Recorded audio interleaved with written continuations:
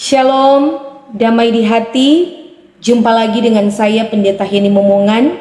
Saudaraku, saat ini saya rindu lagi berbagi kebenaran firman Tuhan. Tetapi sebelum itu mari kita satu dalam doa, kita berdoa. Bapa di sorga, Engkaulah Allah kami yang hidup, yang telah datang ke dalam dunia dalam rupa manusia.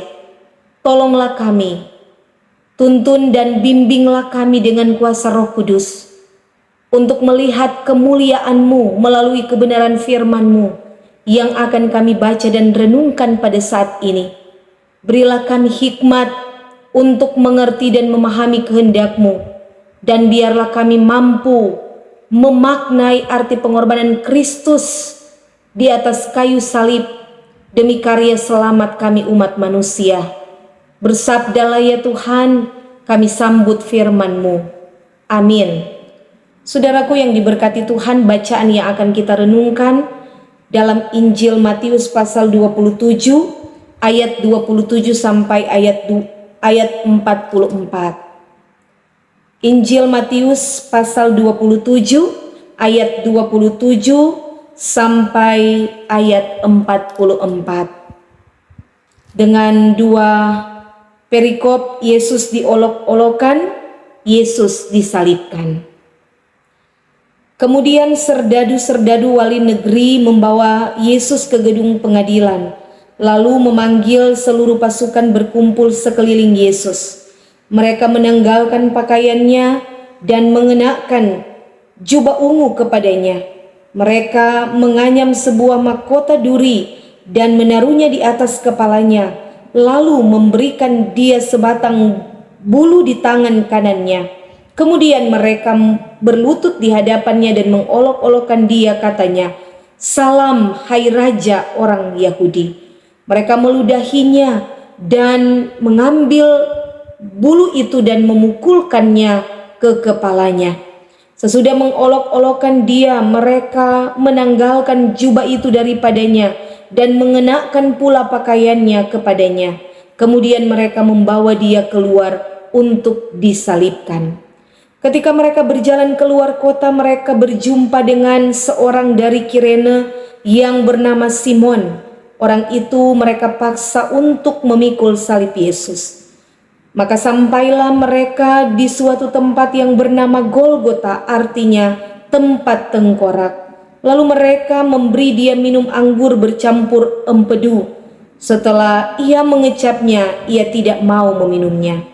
Sesudah menyalibkan dia, mereka membagi-bagikan pakaiannya dengan membuang undi. Lalu mereka duduk di situ menjaga dia, dan di atas kepalanya terpasang tulisan yang menyebut alasan mengapa ia dihukum. Inilah Yesus, Raja orang Yahudi. Bersama dengan dia disalibkan dua orang penyamun, seorang di sebelah kanan dan seorang di sebelah kirinya. Orang-orang yang lewat di sana menghujat dia dan sambil menggelengkan kepala mereka berkata, "Hai engkau yang mau merubuhkan bait suci dan mau membangunnya kembali dalam 3 hari, selamatkanlah dirimu jikalau engkau anak Allah, turunlah dari salib itu." Demikian juga imam-imam kepala bersama ahli Taurat dan tua-tua mengolok-olokkan dia dan mereka berkata, "Orang lain ia selamatkan, tetapi dirinya sendiri tidak dapat ia selamatkan. Ia Raja Israel, baiklah ia turun dari salib itu, dan kami akan percaya kepadanya." Ia menaruh harapannya pada Allah. Baiklah Allah menyelamatkan dia jikalau Allah berkenan kepadanya. Karena ia telah berkata, "Aku adalah anak Allah." Bahkan penyamun-penyamun yang disalibkan bersama-sama dengan dia mencelanya demikian juga. Demikian firman Tuhan. Saudaraku yang dikasihi diberkati Tuhan, tema renungan kita tersalib di antara dua orang penyamun. Nah saudaraku, apa yang ada di benak kita ketika kita mendengar kata salib? Apakah hanya sekedar hiasan atau aksesoris yang kita pakai, atau juga aksesoris dalam rumah menandakan bahwa kita adalah orang Kristen? Atau juga ornamen di perayaan Minggu Sengsara? Adakah kita merenungkan dan menghayati arti salib yang sesungguhnya? Berbicara tentang kekristenan, tentu tidak bisa terlepas dari salib. Dan bicara tentang siapa Yesus Kristus, tidak bisa terlepas dari peristiwa di Bukit Golgota. Karena itu salib dan penderitaan adalah hal yang substansial atau hal yang hakiki, yang mendasar dalam kehidupan beriman orang Kristen. Penyaliban Yesus Kristus adalah karya penyelamatan Allah bagi orang berdosa, sehingga kita manusia yang berdosa diperdamaikan dengan Allah. Salib adalah kemuliaan Injil. Dengan salib Kristus kita beroleh hidup. Salib juga adalah kasih Kristus yang menyelamatkan. Pemberitaan tentang Yesus tidak pernah berubah, sekalipun zaman berubah. Kitab Injil memuat cerita tentang Yesus sebagai juru selamat dunia lewat karya agung Allah kepada manusia. Bahwa Allah mengutus Yesus Kristus menjadi juru selamat melalui jalan Via Dolorosa. Via Dolorosa berasal dari bahasa Latin yang berarti jalan kesengsaraan atau jalan penderitaan. Via Dolorosa merupakan sebuah jalan di kota Yerusalem kuno. Jalan ini adalah jalan yang dilalui Yesus sambil memanggul salib menuju ke tempat penyalipannya di Bukit Kalvari atau Golgota. Via Dolorosa memiliki makna yang mendalam di hati umat Kristen, karena jalan yang dianggap paling hina itu harus ditempuh oleh Tuhan Yesus demi menyelamatkan umat manusia dari kuasa dosa. Sungguh sebuah pengorbanan yang tak ternilai harganya.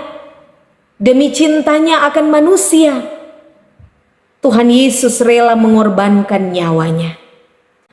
Saudaraku yang diberkati Tuhan, bacaan kita dalam Injil Matius pasal 27 ayat 27 sampai 44 menceritakan bagaimana Yesus diperlakukan dengan sangat kejam dan tidak manusiawi. Yesus dibawa ke gedung pengadilan. Bagi para serdadu, Yesus hanyalah orang biasa yang akan disalib dan mereka melakukan pantomim seolah-olah Yesus raja dan menyembahnya sebagai hiburan di hadapan para serdadu dan pasukan tentara Romawi. Mereka mengolok-olok Yesus sambil mereka menanggalkan pakaiannya dan mengenakan jubah ungu dan mahkota duri yang dipasangkan di kepala Yesus, bukan sebagai tanda hormat, keagungan dan kemuliaan, melainkan sebagai ejekan dan hinaan. Sebatang bulu yang diberikan di tangan kanannya, seakan-akan itu tongkat kerajaan, justru dipakai mereka untuk memukul kepala Yesus, meludahinya dan menggantikan kembali pakaiannya kepadanya, lalu membawa dia untuk disalibkan. Dalam perjalanan ke tempat penyalipan, Simon dari Kirene dipaksa untuk memikul salib Yesus.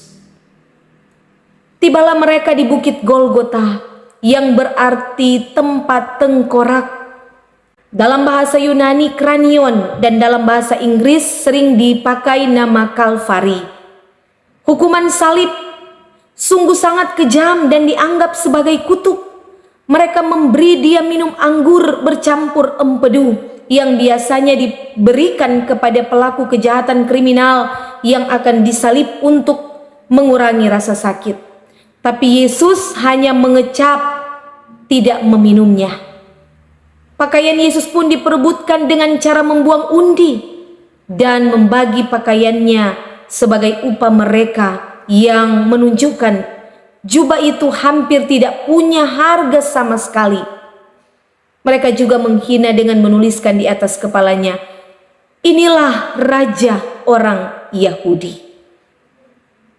Dengan sengaja mereka menyalibkan Yesus di antara dua orang penjahat sebagai tanda yang disalibkan di tengah-tengah berarti yang paling jahat di antara yang lainnya.